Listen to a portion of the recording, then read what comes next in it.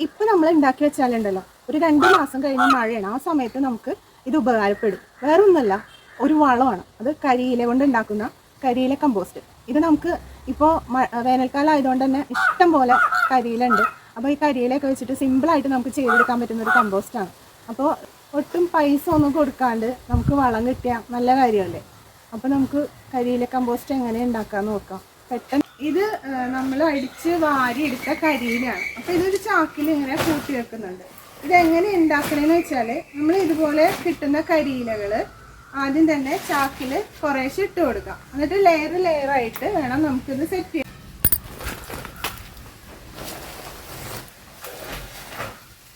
കരിയിലും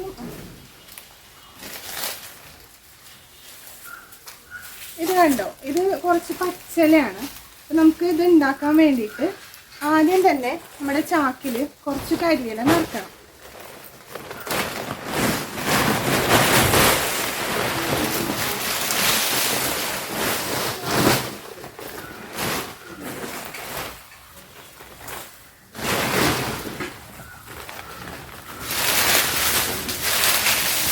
ചാക്കിൽ ഇതുപോലെ കരിയില നിറക്കണം. എന്നിട്ട് അടുത്ത ലെയറായിട്ട് നമുക്ക് ഈ പച്ചില ഇട്ട് കൊടുക്കണം. അതിനു മുമ്പ് നമുക്ക് കുറച്ച് വെള്ളം ഇത് തളിച്ചു കൊടുക്കണം. കുറച്ച് വെള്ളം തളിച്ചു കൊടുക്കാം. എന്നിട്ട് പിന്നെയും പച്ചില ഇട്ട് കൊടുക്കാം.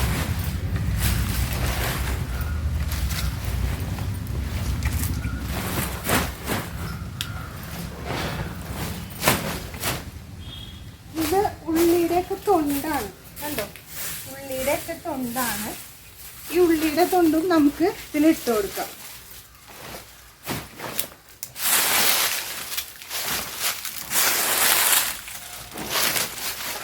പിന്നെ നമുക്ക് ഇതിലേക്ക് വെള്ളം തെളിച്ചു കൊടുക്കാം. അങ്ങനെ നമ്മൾ ഈ ഒരു ചാക്ക് നിറച്ചെടുക്കണം, ഫുള്ളാക്കി എടുക്കണം.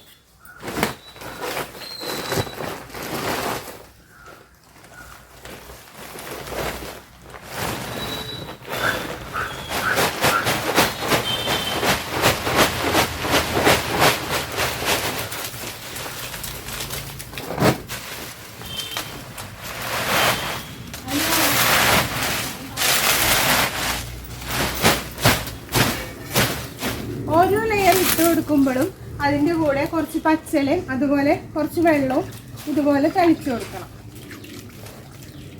എന്നിട്ട് എപ്പോഴും ഒരു തണലുള്ള ഭാഗത്ത് നോക്കിയിട്ട് വെക്കാൻ ശ്രമിക്കുക. അതുപോലെ ഇത് നല്ല ടൈറ്റ് ആക്കിയിട്ട് വേണം വെക്കണമെങ്കിൽ. ഒരു 2-3 മാസത്തിനുള്ളിൽ നമുക്ക് ഈ കമ്പോസ്റ്റ് റെഡിയായി കിട്ടും. നമുക്ക് ഇത് കണ്ടോ, ഈ ചാക്കില് ലെയറായിട്ട് നമ്മൾ നിറച്ചിട്ടുണ്ടല്ലോ.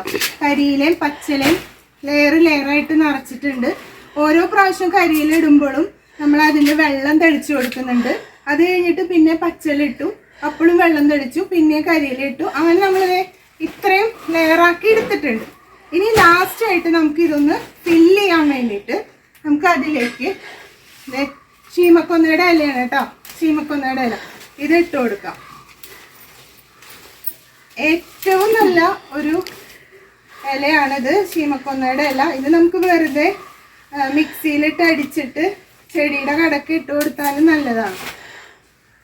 അപ്പോൾ ശീമക്കൊന്നയുടെ ഇല കിട്ടുന്നുണ്ടെങ്കിൽ ഈ കരിയില കമ്പോസ്റ്റ് ഉണ്ടാക്കുമ്പോൾ നിങ്ങൾ എന്തായാലും ഈ ഇല അതിൽ ഇടാൻ ശ്രമിക്കുക.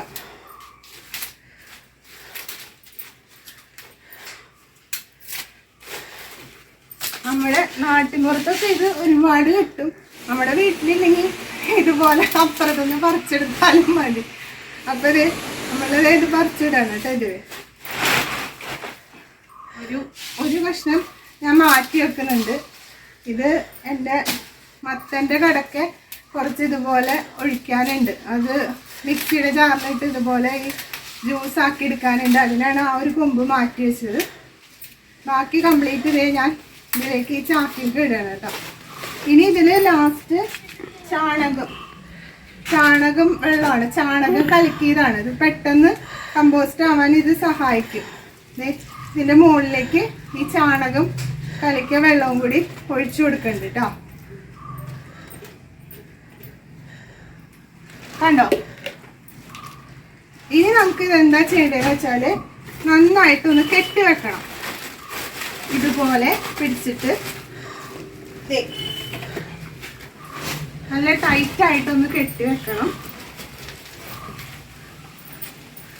ഇതിങ്ങനെ കെട്ടിവെച്ച് ഒരു 2 മാസത്തിനുള്ളിൽ നമുക്കിത് നല്ലൊരു കരിയില കമ്പോസ്റ്റ് ആയിട്ട് കിട്ടും. ഇപ്പൊ വെച്ച് കഴിഞ്ഞാല് ജൂൺ മാസം ആവുമ്പോൾ നല്ല മഴ പെയ്യുമ്പോൾ നമുക്ക് ചെടികൾക്കൊക്കെ ഇട്ട് കൊടുക്കാൻ, നമ്മുടെ പൂച്ചെടികൾക്കും നമ്മുടെ ചട്ടിയിൽ നടുന്നതാവട്ടെ എല്ലാത്തിനും ഇട്ട് കൊടുക്കാൻ പറ്റിയ ഒരു വളമായിട്ട് കിട്ടും ഈ കരിയില കമ്പോസ്റ്റ്. അപ്പൊ ഇന്ന് തന്നെ എല്ലാവരും ഇത് ഉണ്ടാക്കാൻ ശ്രമിക്കുക. വേനൽക്കാലമാണ്, ഇഷ്ടം പോലെ കരിയില കിട്ടും. അപ്പൊ ഇന്നത്തെ വീഡിയോ ഇത്രേ ഉള്ളൂ. പുതിയ വീഡിയോ ആയിട്ട് നമുക്ക് നാളെ കാണാം.